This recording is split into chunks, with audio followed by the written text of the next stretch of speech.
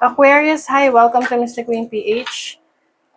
At titingnan natin ang energies ng inyong kaperahan, money, career, finances. Ngayong April 2026. So this is a general reading. Pwede kayong makarelate, pwedeng hindi. Just take what resonates. And another reminder, I will not message you or follow you para mag-offer ng services. So, mag-ingat kayo sa mga fake accounts and scammers. Ayan. So, kung gusto nyo ng private reading, just go to my website, mysticqueenph.com. O kaya naman, mag-book kayo directly sa aking calendar. Link on the description or comment section. Okay, let's see. Ano tong energies ng inyong kaperahan for Aquarius? Uy, may pag-unlad. Wow, may abundance pa, oh. And freedom. Wow, okay. Napakaganda ng energy na to for you, Aquarius. May pag-unlad sa trabaho nyo, sa business nyo, or yung mga nasimulan nyo na mga projects. So, pwede rin pag-unlad ng ipon ninyo. Mas dadami yung ipon ninyo ngayong April.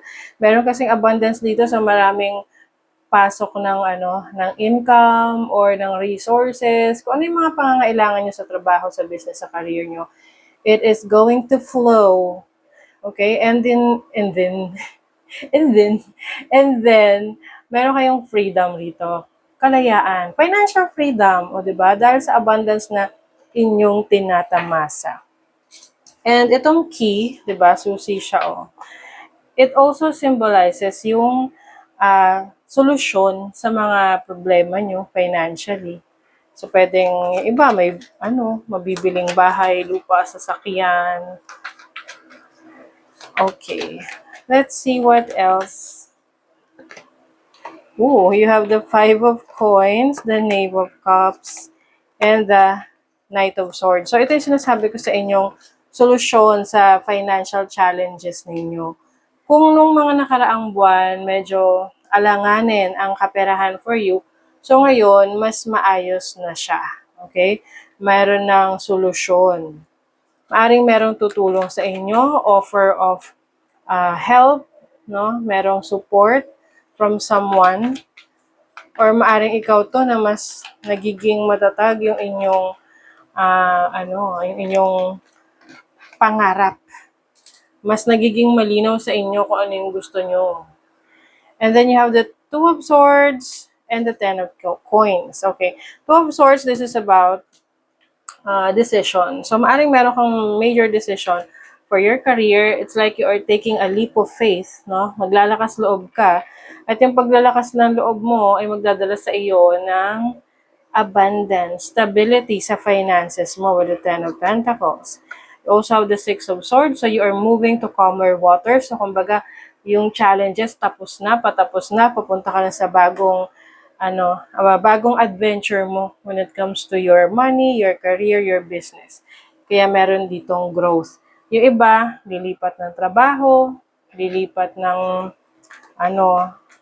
lugar, kung saan kayo nakatira, merong energy shift for you. You will also balance your career and your personal life. Kung ikaw ay may trabaho, kumbaga ibabalance mo yung time mo, energy mo sa family mo or sa sarili mo, at hindi ka masyadong yung parang nakafocus lang lahat sa trabaho. Kailangan balance din. The unknown brings wisdom when explored. So, maaring meron kang i-explore na bagong knowledge, anything that you are interested in right now. Pwede kayo nag-aaral, nagre-research, na self-study, ganyan. Yung network mo raw ay mas lalawak, no? Your network is your net worth.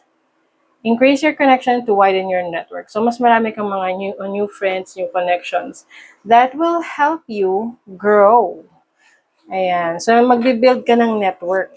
Mas marami kang mga makikilala ngayong April Ah, kung dati medyo nahihiya ka, ngayon wala ka ng hiya.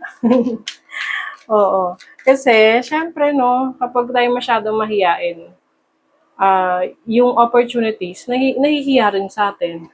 'Di ba? Ngayon talaga pakapala na ng mukha.